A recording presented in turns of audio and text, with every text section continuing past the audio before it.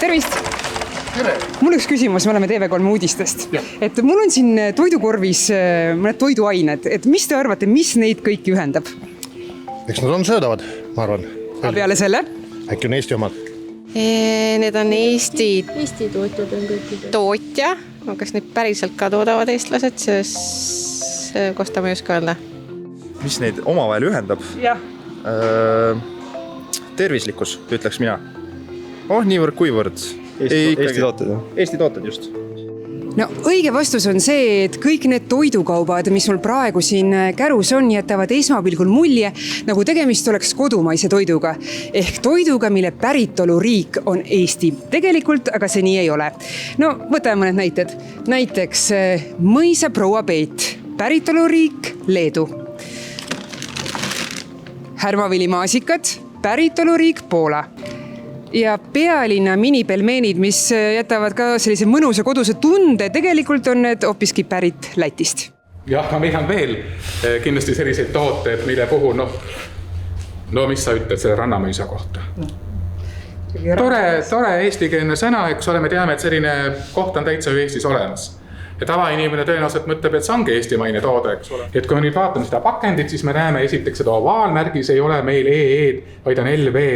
Ja siis on tegelikult selgelt nagu öeldud ka seda, et see on pärit Lätist. Ja see on selline eestlaste poolt armastatud leivakuju, suhteliselt populaarne must leib, aga ka sellega on see lugu, et Eesti ettevõtte Fazer Eesti on turustaja, aga tootja on Läti ettevõte. Samamoodi Eesti on tegelikult väga suur teraviljatootja, et alati kui räägitakse meie toidujulgeolekust, siis öeldakse, et teravilja osas on meil asjad hästi. Samaaegselt, kui me vaatame nüüd seda Veskimati mannat, siis selle päritolumaa on Läti. Sügavkülmast tegelikult selliste tuntud kaubamärkide alt väga ei leiagi Eesti maasikad, et need on enamasti kõik pärit Poolast. Eelpool toodud näited ilmestavad tõsiasja, et isegi kui poes käies soovime eelistada kodumaise päritoluga toodet, siis esmamulje pakendist võib olla petlik. Seda kahjuks on järjest rohkem ja eks see hinnasurve viib tootjaid olukorda, et kas sa paned uksed kinni või sa vaatad siis, kuidas saaks odavamalt enda toodet. Ettevõtjad on alati huvitatud ju läbimüügist, eks ole, see on päris selge, eks ole, kui mõelda, et kuidas on võimalik nii-öelda eestlastele paremini müüa tooted, et siis nad ei pane mingisugust arusaamatut teksti, vaid ikkagi kasutavad nii-öelda selliseid kaubamärke, eks ole, mis on kõikidele eestlastele arusaadavad. Aga kas siis neid, kes tõesti soovivad eelistada eestimaise päritoluga toitu, veavad ettevõtjad ninapidi, kui jätavad välismaist toitu müües pakendiga mulje, nagu tegemist oleks kodumaise toiduga? Tarbija petmine oleks ta sel juhul, kui sul ei ole võimalik saada teavet, kus kohal see toode on toodetud või kelle poolt. Me ilma pakenditelt infot lugemata ei saa pidada iseenesest mõistetavaks näiteks kaubamärgi nimetust ja tema seostamist tootja riigiga või päritolu riigiga. Siit aga järgmine küsimus, miks üldse on oluline eelistada kodumaist toitu? Tartu Maaülikooli rahvatervise professor Mati Roasta selgitab, et mida lühem on tarneahel, seda värskem ja puhtam on toit, mis jõuab meie lauale. Et Eesti tootjad ei kasuta liiga palju toidulisaained, väga erinevaid, neid on võimalik kasutada. Meil ei ole vajadus selle järgi, meil ei ole vaja hiigelpikkasid säilimisaegasid. Kindlasti ka see, et Eestis on tõesti võrreldes mõne lõunapoolsema riigiga lubatud vähem kasutada ka pestitsiide. See kõik sõltub nii-öelda sellest regioonis, konkreetses maas. Me ju teame seda, et lõunapoolsemates piirkondades on ju ka rohkem kahjureid. Mis me veel ütleme, on kindlasti see, et miks me peaksime eestimaist toitu eelistama, on toidujulgeolek.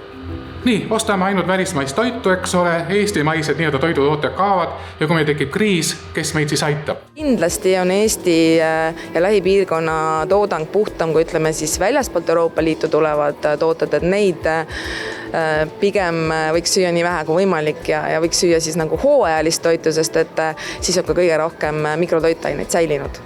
Professor Roasta juhtimisel on Maaülikooli laboris uuritud kodumaise ja välismaise liha kvaliteeti ja puhtust.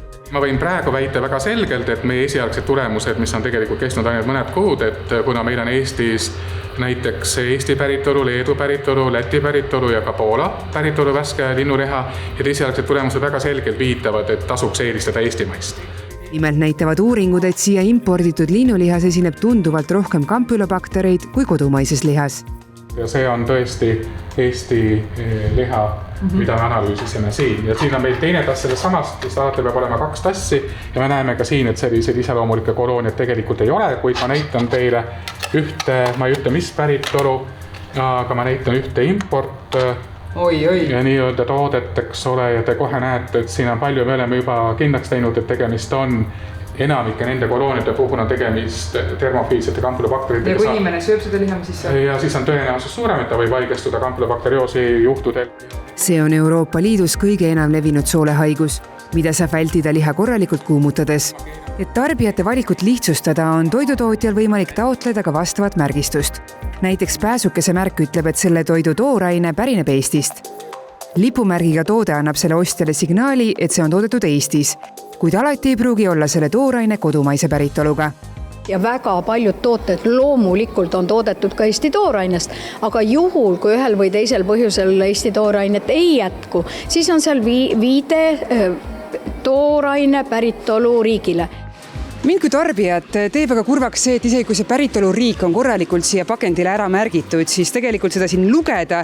No ma arvan, et paljudele meist on see päris suur pingutus, sellepärast et see on siin kirjas väga-väga pisikeselt. Nii et järgmine kord, kui poodi tulete, siis võtke luup kaasa.